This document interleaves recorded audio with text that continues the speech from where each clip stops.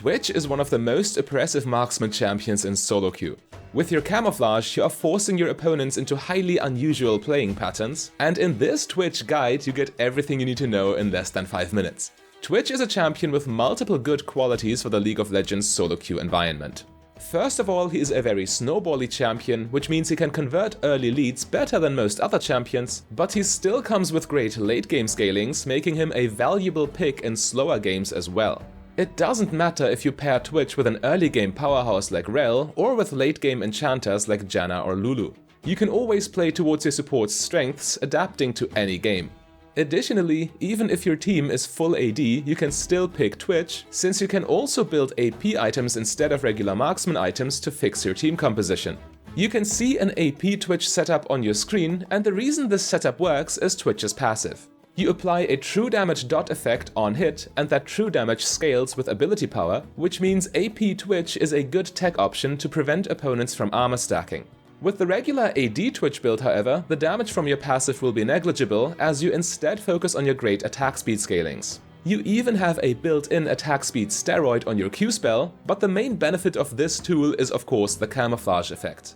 Especially when you are ahead, your opponents must assume you are sneaking up to them whenever they cannot see you on the map, creating huge pressure as now their options are greatly limited.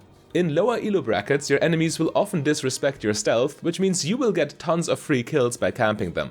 Twitch's W is a utility spell which can be used for vision or of course to disrupt the enemy's movement during teamfights.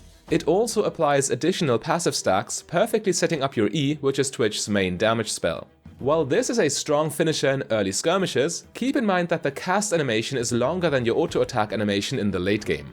Therefore, you should ideally only cast this when the enemy is out of your auto attack range, or else you just risk missing out on damage. Twitch's range of 550 is perfectly average, but it grows to a massive 850 radius with your ultimate.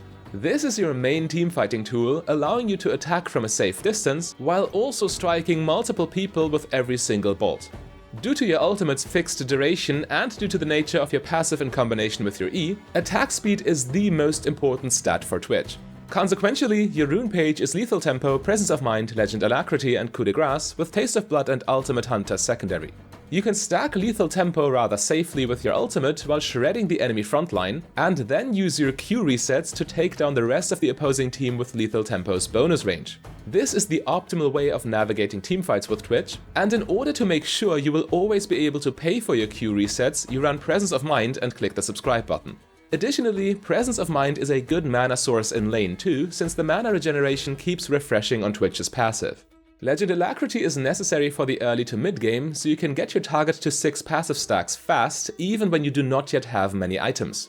Taste of Blood is a good source of early game healing, since you won't buy any lifesteal in lane, and Ultimate Hunter is crucial to ensuring you will always have solid teamfight presence.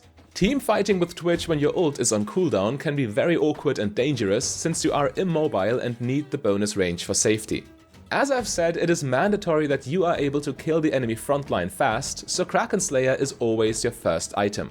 It is great at killing tanks and squishies alike due to its massive stats, and the true damage further gets amplified by your ultimate since it scales with bonus attack damage.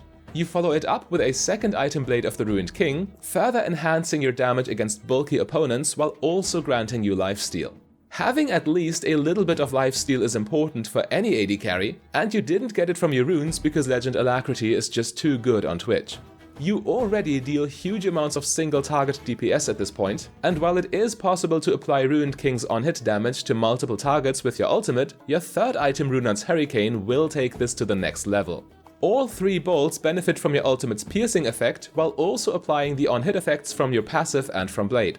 Not only is your team fighting with these 3 items and your ultimate already crazy strong, but you now also have a 40% critical strike chance, setting you up for your next item, Infinity Edge. Your damage is so high in fact that you do not even need to buy Lord Dominic's Regards in most games, since the enemy frontline will die in a heartbeat anyway. In most games you are free to pick a more defensive item like Guardian Angel to protect yourself from enemy assassins.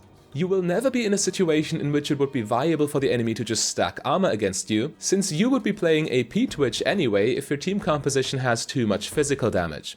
While this is the optimal way to play Twitch in the current meta, you can see what true Twitch experts are doing with this champion by clicking the link on your screen right there.